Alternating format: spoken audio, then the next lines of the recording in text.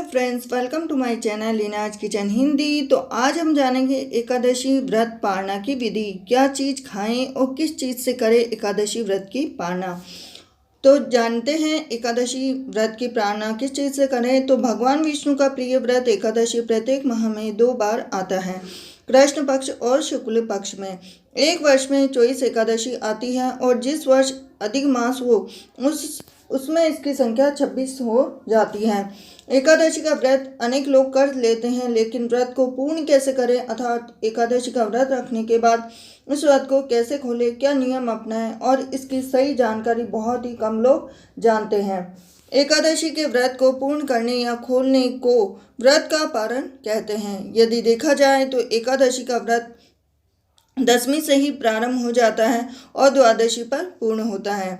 दशमी के दिन रात्रि भोजन का त्याग किया जाता।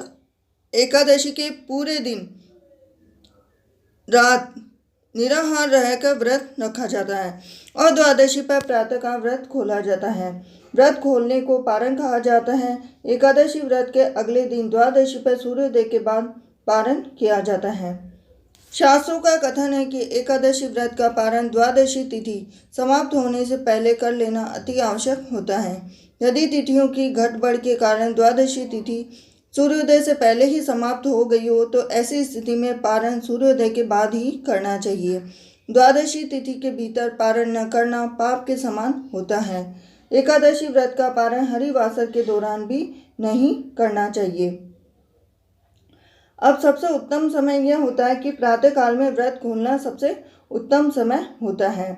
एकादशी का व्रत खोलने का सबसे उत्तम समय प्रातःकाल होता है, क्योंकि व्रती को मध्यकाल के दौरान व्रत तोड़ने से बचना चाहिए। इसका अर्थ यह हुआ कि प्रातः सूर्योदय के बाद 3-4 घंटों के भीतर व्रत खोल लेना चाहिए। मध्याह्न काल अर्थात प्रातः 11 से 1 बजे तक व्रत नहीं खोलना चाहिए। जो व्रती किसी कारण प्रातःकाल में व्रत ना खोल पाए उन्हें मध्याह्न काल बीच जाने के बाद ही व्रत खोलना चाहिए। 2 दिन एकादशी हो तो क्या करना चाहिए। इसके साथ ही जब 2 दिन एकादशी होती है तो पहले दिन जब सूर्योदय की ही तिथि मानी जाती है। तो इसी के साथ आगे हम जानते हैं। अब ये है कि सबसे पहले जो चीज़ है वो है तुलसी का पत्ता। भगवान विष्णु का तुलसी अति प्रिय है और भगवान विष्णु से जुड़े सभी प्रकार के व्रत व अनुष्ठानों में भोग लगाने के वक्त तुलसी का प्रयोग अनिवार्य है। बिना तुलसी के भगवान भोग ग्रहण नहीं करते। इसीलिए जो लोग एकादशी का व्रत रखकर अगले दिन तुलसी के पत्ते से उसका पारण करते हैं तो उन्हें श्री हरि की विशेष कृपा होती है और सभी मनोकामनाएं पूर्ण होती हैं। अब दूसरी चीज़ है जिसका हमें प्रयोग करना चाहिए, वह है आंवले का। तो आंवले के पेड़ पर भगवान विष्णु का वास माना जाता है, इस कारण आंवले का महत्व बढ़ जाता है। एकादशी व्रत का पारण आंवला खाकर करने से अखंड सौभाग्य, आरोग्य, संतान सुख की प्राप्ति होती है। आंवले की उत्पत्ति ब्रह्मा जी के आंसू से हुई मानी जाती, इस कारण से भी इसे धार्मिक फल माना जाता है। चावल खाकर भी आप पारण कर सकते हैं। अब एकादशी व्रत के अगले दिन द्वादशी पर आप चावल खाकर भी व्रत का पारण कर सकते हैं। दरअसल एकादशी के दिन व्रत नहीं रखने वालों को भी चावल नहीं खाने की मनाही होती है। मान्यता है कि इस दिन चावल खाने से प्राणी रेंगने वाले जीव की योनि में जन्म पाता है, लेकिन द्वादशी को चावल खाकर व्रत का पारण करने से इस योनि से मुक्ति भी मिल जाती है। अब है सेम। सेम का व्रत वैज्ञानिक दृष्टि से सेम को कफ और पित्तनाशक माना जाता है। यह व्रत शीतकाल में होता है, जिस समय शरीर शीत से जल्दी प्रभावित हो सकता है।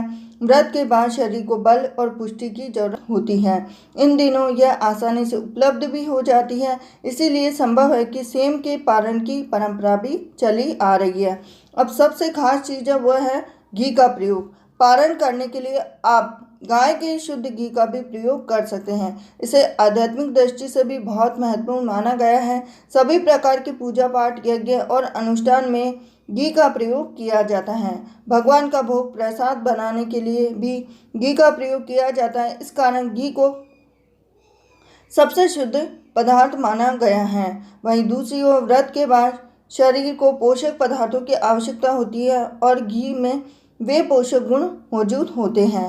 अब पारण में भूल से भी न लेनी चाहिए, ये चीज़ें कभी भी नहीं लेनी चाहिए। पारण करते समय कुछ चीज़ें गलती से भी नहीं खानी चाहिए, इस बात का भी ध्यान रखना चाहिए।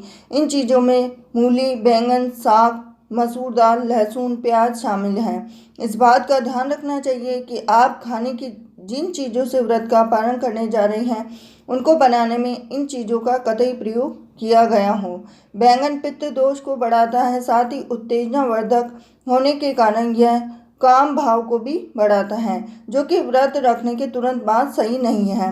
वही मसूर की दाल को भी अशुभ माना गया है, इसलिए व्रत के कारण में इसके सेवन से भी बचना चाहिए। अब है मूली और लहसुन और प्याज का प्रयोग भी नहीं करना चाहिए। मूली की तासीर ठंडी होती है, लहसुन प्याज भी नहीं खाना चाहिए, क्योंकि लहसुन प्याज खाना वर्जित है और इन दोनों को तमोगुण वर्धक माना गया है। ये काम के भाव को बढ़ाते हैं, साथ ही साथ उत्तेजना को भी बढ़ाते हैं। तो ये था खास वीडियो कि एकादशी के पारणा के समय हमें क्या खाना चाहिए, क्या नहीं खाना चाहिए। आशा करती हूँ कि आपको मेरा ये वीडियो जरूर लाभप्रद रहा होगा। वीडियो पसंद आया तो वीडियो को लाइक कीजिए, चैनल को सब्सक्राइब कीजिए, बेल आइकन बटन दबा दीजिए। तो मिलती हूँ आपसे नेक्स्ट वीडियो में। हिंदू सभ्यता के 30 त्योहार, व्रत और पूजा विधि के लिए बने रहिए रीना किचन रेसिपी पर। हरे कृष्णा।